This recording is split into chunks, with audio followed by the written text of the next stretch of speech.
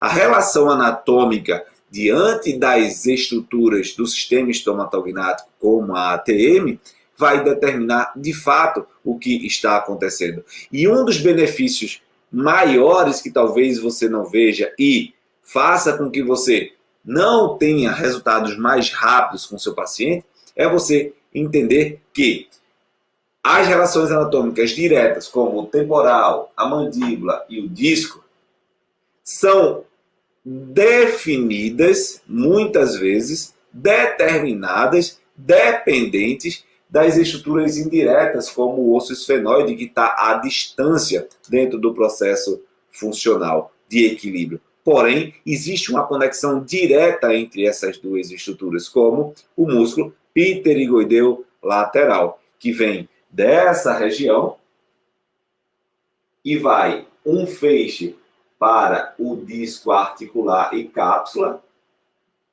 e outro feixe para a região condilar. Ou seja, eu tenho um músculo com duas ações na articulação da ATM.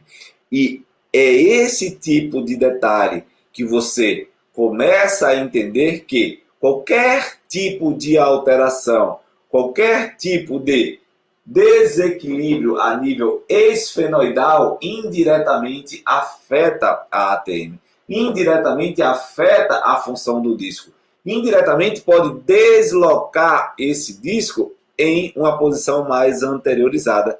Basta que o tônus da musculatura esteja alterado devido a comprometimento na sua inserção muscular. E essas inserções musculares podem ser afetadas desde um trauma na cabeça que bata nessa região do esfenoide, desnivele ele, ou as próprias assimetrias cranianas que desde criança pode gerar uma alteração nessa funcionalidade, nessa contratilidade do pterigoideu lateral, por exemplo, que é apenas um dos músculos relacionados com a ATM que conectam, que pode lhe dar clareza sobre essas relações ascendentes, descendentes, mas principalmente dessas relações internas, dessas relações de movimentos como abertura e fechamento da boca.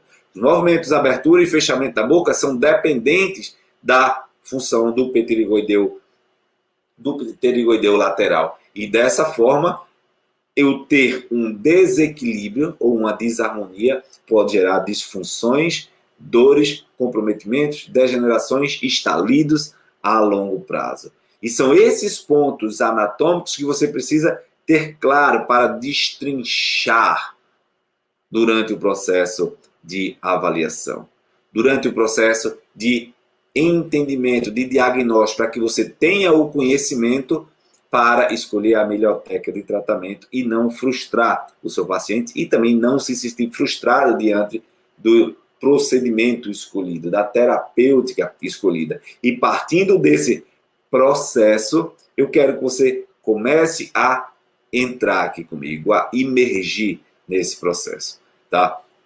Um dos pontos que você precisa saber como fazer e entender é que a ATM, presta muito atenção, ela tem o compartimento superior, que é o compartimento 1, e ela tem o compartimento inferior, 2, que estão harmonicamente encontrados na ATM e faz com que essa articulação realize os seus movimentos da forma que tem que ser.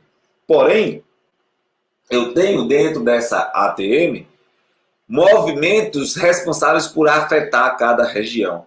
Por exemplo, se eu tenho uma abertura e fechamento da boca, é um movimento categoricamente associado com essa porção inferior, a abertura e o fechamento.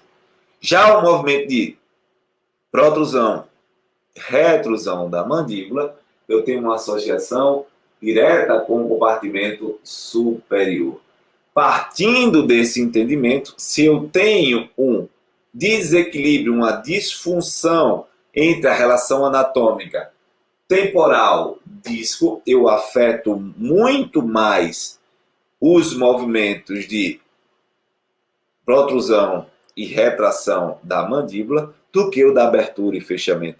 Com isso, o surgimento dos sintomas do paciente vão estar relacionados com outras ações, com outras perspectivas. Então, veja que, tendo posse dessa relação anatômica, desse ponto-chave, você começa a entender que alguns movimentos são importantes para você entender aonde está a causa base do problema, aonde está gerando maiores sofrimentos e comprometimentos do paciente. E partindo desse pressuposto, você precisa ter clareza. Você precisa ter clareza para construir o seu raciocínio clínico e, dessa forma, gerar resultados melhores no seu paciente, fazer aliviar o seu paciente, ajudar o seu paciente a ficar melhor. E entender anatomicamente como isso funciona é determinante.